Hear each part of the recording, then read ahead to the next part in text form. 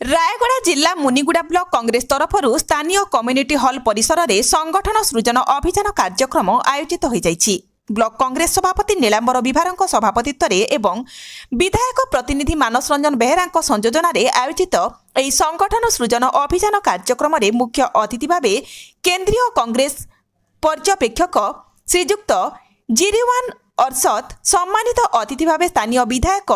नीलमाधव हिक्का, प्रदेश कांग्रेस पर्यवेक्षक बलभद्र माझी, अखिलेश भत्रा, चिन्मय सुंदर दास, जिला कांग्रेस कमिटीर वरिष्ठ नेता शंकरषण मंगराज, वरिष्ठ नेता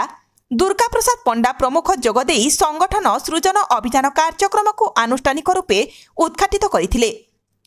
परे ब्लॉक कांग्रेस तरफरु स्थानीय कांग्रेस नेतृमंडली उपस्थित अतिथि मानकु उत्तरीय और पुष्पगुच्छ देई सम्मानित करा जायथिला। अतिथि माने कांग्रेस रो स्वर्णिम ऐतिह्य, एहार गणतांत्रिक विधि व्यवस्था और लोक कल्याण विचारधारा उपरे कहिथिले। मुख्य अतिथि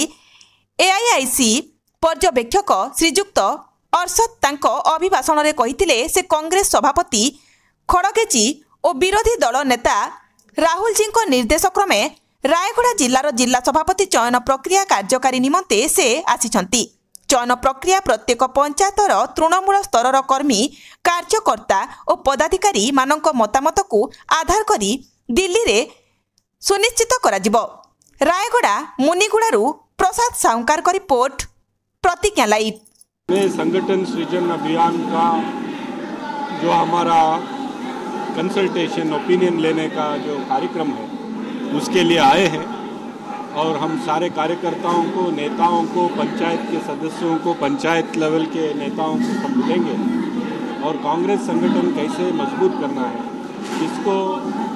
आगे सभापति बनाना है जिले का, उनकी राय लेंगे और ये राय हम दिल्ली तक, एआईसीसी तक पहुंचाने वाले हैं और कांग्रेस का संगठन मजबूत करेंगे। आने वाले पंचायत चुनाव में कांग्रेस पूरे उड़ीसा राज्य में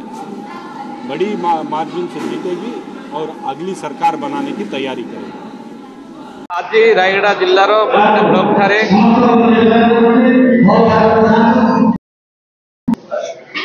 आज आमर एआईसी अध्यक्ष खड़गेजी, विरोधी दल नेता राहुल जी एवं पीसीसी सभापति भक्तचरण दास जी नेतृत्व में रायगड़ा जिला मुनिगुड़ा ब्लॉक ठारे आमर पीसीसी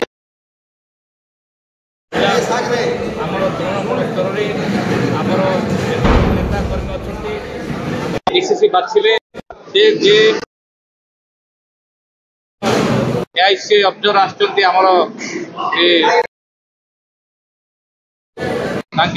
मतामत नहीं कि